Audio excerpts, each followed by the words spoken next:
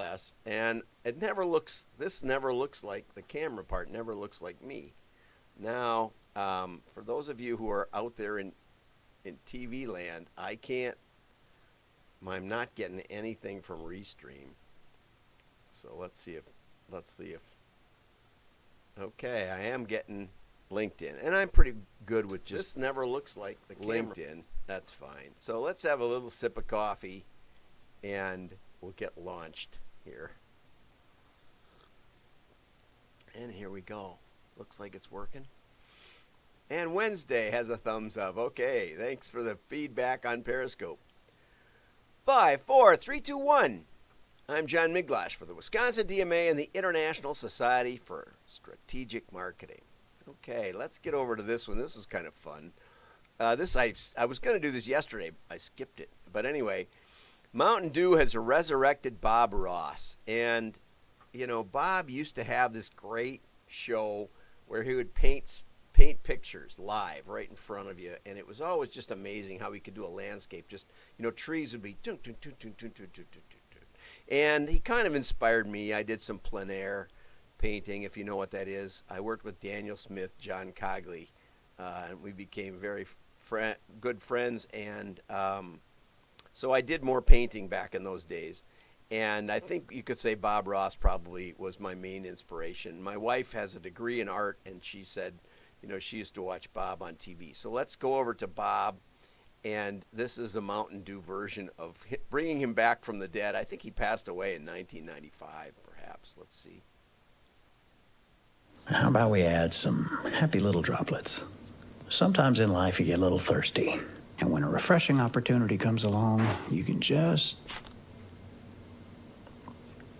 shoot, that's good. And that's where we're going. That's where we're going with CG and with artificial intelligence. We can make anybody say anything, and you don't even have to hire actors. How cool is that? From a marketing perspective, it's the reality we've always dreamed of. Think about that. Just think about that for a bit. Okay, so let's get over to the real news. FrFox introduces a new tool to prevent cookie-based tracking. And really it doesn't prevent it, but what it does is it says, okay, here's the way it works in the current world where your browser saves cookies. And the browsers it's handy. It's what makes it so you don't have to log in every time you go on a website. If you want to know what they were sort of invented for, it was you sign in to a website, you join the WDMA, and I found out it does give you cookies. You join the WDMA and you say, trust this computer, and it'll give you a cookie. That's part of WordPress. I didn't have anything to do with setting it up. But the next time you come, it probably will log you in, depends on if you use a private browser or not, okay? But normally then the browsers, and this is like for 20 years or at least 15, they just throw them into a hopper, this big cookie jar, and then anybody who wanted to could go looking for the cookies in the hopper. So when you went to the next website, it could say, oh, let's see if there's any Facebook cookies in here. Let's see if there's, when was the last time they went to Facebook? When was the last time they went to ESPN? When was the last time they did a Google search, kind of that kind of stuff, okay?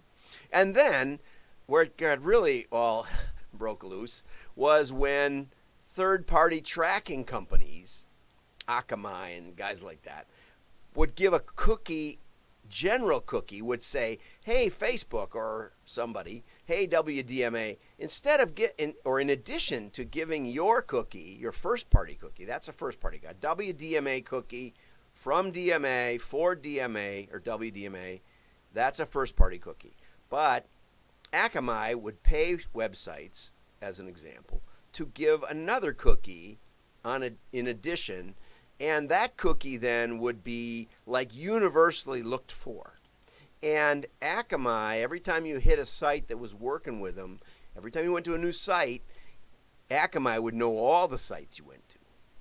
How cool is that, right? So Facebook now for a couple of years has been blocking the third party, the main third party groups, okay? And so those were gone.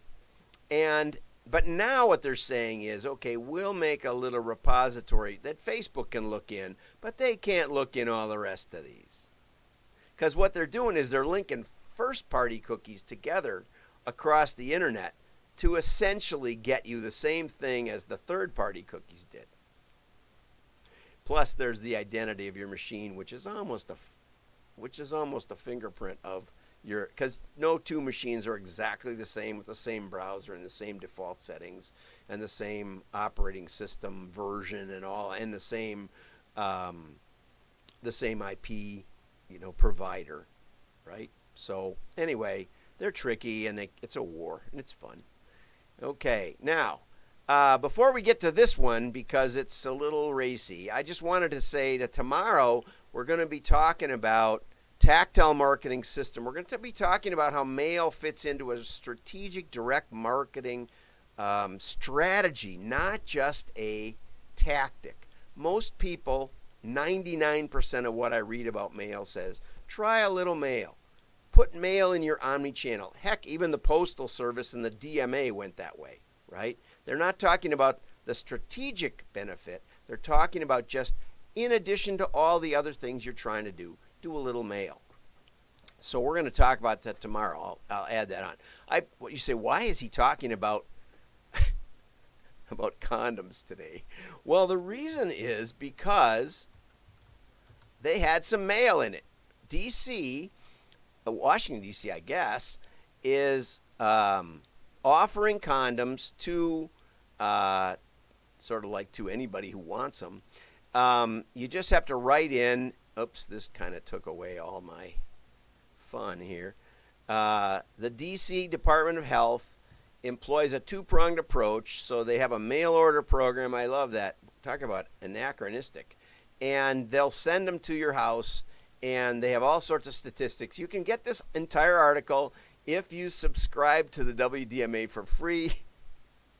We don't always email the people who subscribe. We don't even bother you because we have another email list, but it's a good way to participate with us. Okay, let's get on to the last article. Direct mail lessons from 5 tuxedo rental, after 5 tuxedo rental. Okay, and Heidi, wonderful. This is a wonderful article. I could just go to Postcard Mania, which is where she got this from. I could review each of their case studies. There's a bunch of really good case studies. Postcard Mania, better than almost anybody else in the business, gives case studies. And, I'm really impressed with that. I just like the approach. I don't think they're the really best case studies because they don't teach direct marketing very much. But at least they do have some data and say, well, before we did Postcard Mania, we got this, and now we get this. Is that strictly legit? Well, I asked one of my golf clients who had a golf furniture catalog, essentially, for golf courses. I said, Matt, is a golfer who shoots 86 worse than a golfer that shoots 73? And he thought about it for a minute, and he said, well, it depends. I said, right. The worst round, professional PGA round Jack Nicklaus ever had was 86. The best round I've ever had on a more or less executive course was a 73. It was still hard. And there's no way I'm in a class with anybody like that. He said, right, it depends on the weather, on what course you're playing on. It depends on like 100 different things. Could be mini golf for all you know. You can't just compare the score. So when you say, okay, we did better now than later, it's not legitimate. It's just not a legitimate comparison. Never mind a case study. And so that element is almost universally missing from all the articles I read about mail. But come to the tactile marketing system. You can register for it if you just go to wdma.org, which Keith put up the link. You don't have to go to the join. That will get you the subscription that I talked about. But up in the upper corner, right about here, when you get on there, you might have to scroll down a little. We have beautiful pictures of Wisconsin.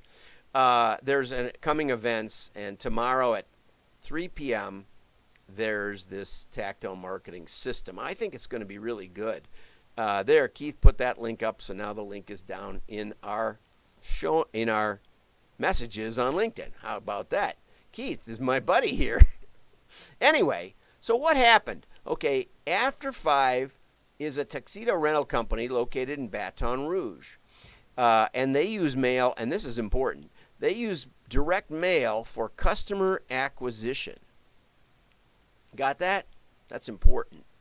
Because even the most dedicated mailers I see cutting back on customer acquisition. They think they can generate just as many customers with digital and at about a quarter the cost. Although those costs keep rising in digital because more and more people are competing with you on whatever pay-per-click you want. And I think I'm going to be touching on that tomorrow afternoon. That's a little more full-length thing. But, you know, when you really analyze the cost per click plus the bounce rate and then the conversion rate, you're getting about the same conversions after bounce. But like the average florist pays $5 per click from Adweek study. And some of my friends say it's way more than that if you're a local retailer. And then your bounce rate is 50%. So now you're $10. And then you get a 2% response or something like that. Well, for mail, you can get out in the mail for $1 per prospect, per piece. Well, way less than that. And so if you get relatively the similar response rate, your cost per acquisition is minuscule in comparison with digital. It depends on the numbers. I'm not going to tell you that direct mail is always better, that direct mail has an average response of 2%. I've run multi-million-dollar companies that had 0.5% response rate average. Okay? But anyway, this After 5 figured out that 60% of the weddings that they booked were from these postcard mailings. That's another thing that's interesting is that people care more how they look at the wedding than they do at the prom. The article mentions that they figured out that a wedding you might rent 5 tuxes, but at a prom it's just one at a time. So there's a 5-time greater sale, and it's probably a more expensive tux with more accessories. You know, I mean, I did rent a tux when I went to prom, but, you know, it was in the 70s, so it had the ruffly pink. Oh, God. You should see those pictures. Anyway, I ran across one the other day. So they figured out that weddings was a better target than mail, and there's lots of wedding sites and wedding magazines even that you can actually get a list from. So it doesn't go into all of that. They got rid of their stock photography. You know, I'm not going to talk much about that except to say that Heidi up here, Heidi says, have you taken a quick review of your client's layout and design printers? You may not be qualified to do it. Probably you're not, I have to say. I'm guessing Postcard Mania has some professionals that can do it. But if you join the WDMA, and I mean join legit, support our efforts, I'd be happy to look over mailing pieces for you. I started in design. Most people don't know that. I got sucked into data. But I started by doing layout and copy and list selection. And so I've actually done every piece, and I sold printing before that. So we're working on a package so that printers can utilize those resources, that help for their clients without threatening the client with saying, would you like a consultant to come in? And, that scares the marketing people half to death. And I don't blame them. and a few heads have rolled when I come in. So, we're trying to smooth that out a little and work with the printers directly. So if you're a printer, but you think, this doesn't look like it's as effective as it could be, I'd like somebody to look at this, but there's hardly anybody left anymore. They're all dead, all my friends. So join the WDMA and let's work this out. I mean, we're going to work this out, but I'm looking right now for some printers that want to partner in this and explore this together. Andrew and I are going to talk. I think it's going to be a lot of fun. Not only that, but we can help you with your data and a lot of other things. And you don't have to be worried that they're going to a consultant that's just going to tell them, oh, go digital. Oh, everything's digital. Transform your business with digital. Yeah, right. Okay. Anyway, so are your customers doing ROI analysis from your direct mail campaigns? Where that needs to start, and Andrew's talk, go find my post from 2 days ago, my afternoon post with Andrew Ettinger. It is cosmic. It'll blow your mind how great Andrew does. He explains how he weans people off digital. That's what you need to hear if you're with the UPS or if you're with a printer that wants people to do more mail. So, and come on to Tactical tomorrow at 3. You can still register, but it's going to be broadcast like this. So just put a note in your calendar, but there's a link actually that puts it on your calendar, which I really like. Okay, so almost nobody does hard ROI analysis. I think that's going to be my next webinar. It's going to be, what does ROI mean? I had 2 or 3 people this week tell me that they knew their ROI, and what they meant was, I know what I spend on my advertising, and I know how much sales I get. That's not ROI. That's not even close. Your CFO will laugh in your face if that's what you come up with. He will laugh, and he will say, what kind of baloney is this? You're a dumb marketer. So we're going to talk about ROI plenty because we need it. But that's not where you really start. Andrew makes this point. The way you figure it out is with holdout testing, because that tells you the real impact of the mail. And Andrew even explains on that video a little bit of how to do it. We're working on some really solid technology for printers to help people do real direct mail and real direct marketing. That's enough for now. As usual, have a great day. Go over to WDMA.org and click that link and join us tomorrow.